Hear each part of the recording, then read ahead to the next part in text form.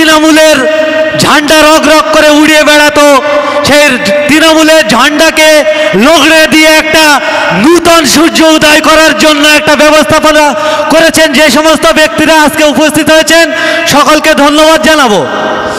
আমি সর্বোপরি বলি, আজকের ইন্ডিয়ান সেকুলার ফ্রন্ট কি করতে চলেছে এটা আমাদের জানতে হবে। সর্বপ্রথম আবেগের রাজনীতি দিয়ে না করে যদি আমরা বিবেকের রাজনীতি করি, এই তৃণমূল এবং বিজেপির মতন ফ্যাসিবাদী সরকার থেকে আমরা দূরে থাকতে পারবো।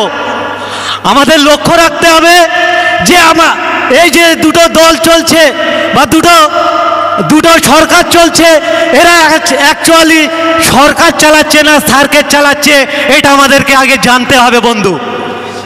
বন্ধুগণ, একদিকে ফ্যাসিবাদী বিজেপি যেভাবে এই দেশটাকে তোষণ করছে, কেজি পাল্লার ন্যায় বিক্রি করে চলেছে, অপরদিকে তৃণমূল কংগ্রেস কিন্তু তার থেকে কম নয়। কোমর ও হাঁটুর ব্যথা, হাঁপানি, চর্মরোগ, বাত, অর্শ এবং পুরুষ ও মহিলাদের গোপন রোগের সুচিকিৎসা করতে চলে আসুন সুলতানা আয়ুর্বেদিক ক্লিনিকে। ঠিকানা ভাঙড় চিনেপুকুর মোড়, পঞ্চায়েত অফিসের বিপরীতে। যে মমতা বন্দ্যোপাধ্যায় এক সময় বলতেন জমি রক্ষা কমিটি করবে, জমি আন্দোলন করে যিনি বাংলার মসনদে বসেছিলেন, সেই মমতা বন্দ্যোপাধ্যায়ের আদরের দুলালের ভাইয়েরা দেখতে পাচ্ছি একে একে পশ্চিমবঙ্গের জমিগুলো বিক্রি করে দিচ্ছে। এর বিষয়ে তো আন্দোলন করছে কে? নওশাদ সিদ্দিকী। তাই তো আজকের কলকাতায় প্রোগ্রাম করতে দিচ্ছে না, বড় জমায়েত করতে দিচ্ছে না। নওশাদ সিদ্দিকীকে আটকানো কেন? নওশাদ সিদ্দিকীকে কি জন্য আটকানো হচ্ছে এটা আমাদের আগে ভাবতে হবে। আজকের কলকাতার মতন জায়গায় প্রোগ্রাম করলে হয়তো একটা নূতন ইতিহাস হয়ে যেত। ভারতবর্ষের মধ্যে এই 3 বছরের দল, এমন কোন দল পয়দা হয়নি যে আজকের দিনে যদি কলকাতার বুকে আইএসএফ যদি প্রোগ্রাম করত, একটা অন্যতম নজির গড়ে দিত।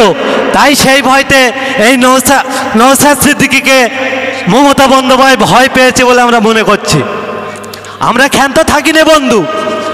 আমার সাচ্চু ভাই বলছিল যে দেবাংশু বন্দ্যোপাধ্যায় তিনি একটা স্লোগান বলেছিলেন যে খেলা হবে, খেলা হবে। সেই খেলা কি হবে আমরা মনে করেছিলাম তৃণমূল কংগ্রেস হয়তো উন্নয়নের খেলা খেলবে, তৃণমূল কংগ্রেস মনে হয়তো তারা হয়তো কর্মস্থলের খেলা খেলবে। অন্যদিকে দেখতে পেরেছি ক্যানিংয়ের বিধায়ক শওকত মোল্লা যে খেলা খেলে দেখিয়ে দিয়েছেন, বসবাসকারী বাড়িগুলো জেসিবি দিয়ে গাড্ডা খুঁড়ে দিয়েছেন। আমরা দেখেছি রমজান মাসে মানুষের ইফতার করার মতন পরিস্থিতি রাখিনি। বাংলার মানুষ সে খেলা দেখতে চায় না বন্ধু। আমরা মনে করি খেলার মেলা দিয়ে বাংলার মানুষকে যেভাবে মাতিয়ে রাখতে চাইছেন মাননীয়া, এই বাংলার মানুষকে খেলা এবং মেলা দিয়ে যেভাবে মাতিয়ে রাখতে চাইছেন, আর বেশি দিন সেই সময় লাগবে না। নওশাদ সিদ্দিকী যে আদর্শ নীতি আদর্শের মধ্য দিয়ে লড়াই সংগ্রাম করছেন, বাংলার মানুষকে জাগ্রত করছেন, একদিন এই বাংলার মানুষ দুহাত ভরে আশীর্বাদ দিয়ে এই বাংলাকে বাঁচানোর জন্য একটা নূতন সূর্য উদয় করে দেখিয়ে যাবে। আমরা আশা করব ইন্ডিয়ান সেকুলার ফ্রন্ট মানুষের জন্য যদি লড়ে, আপনাদের যদি মনে হয় মানুষের জন্য লড়ছে নওশাদ সিদ্দিকী, আমরা কিন্তু শাসক দলের মতন বলতে পারি না মানুষ আমাদের সঙ্গে আছে আর ভোটের সময় ভোট আটকাবো, এটা আমরা করি না। আমরা দেখেছি ওই ক্যানিং পূর্বের বিধায়ক তিনি বাপের বেটা বলে দাবি করে যেতেন।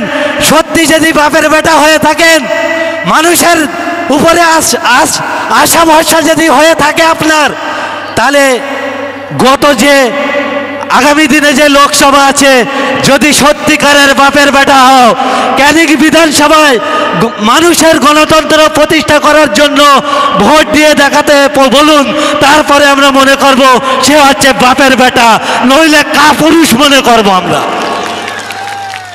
অকজামার দায়িত্ব দিয়েছেন কাকে? একটা নোটারিয়াস ক্রিমিনালকে। ভাঙড়ের মানুষকে ধমকাতে চমকাতে এসেছিল। আরে ওনারা ভুলে গিয়েছিল হাঁসের বাচ্চাকে কোনোদিন সাঁতার শেখাতে হয় না, আর ভাঙড়ের মানুষকে কোনোদিন লড়াই শেখাতে হয় না। আবারও দায়িত্ব নেন, শওকত সাহেবকে বলবো আবারও দায়িত্ব নেন। ভাঙড়ের মানুষ আপনার চ্যালেঞ্জকে অ্যাকসেপ্ট করে গণতন্ত্র প্রতিষ্ঠিত করার জন্য জারি রাখবে এই লড়াই। তাই সকলকে ধন্যবাদ জানিয়ে আমি আজকেকার বক্তব্য এখানেই শেষ করছি।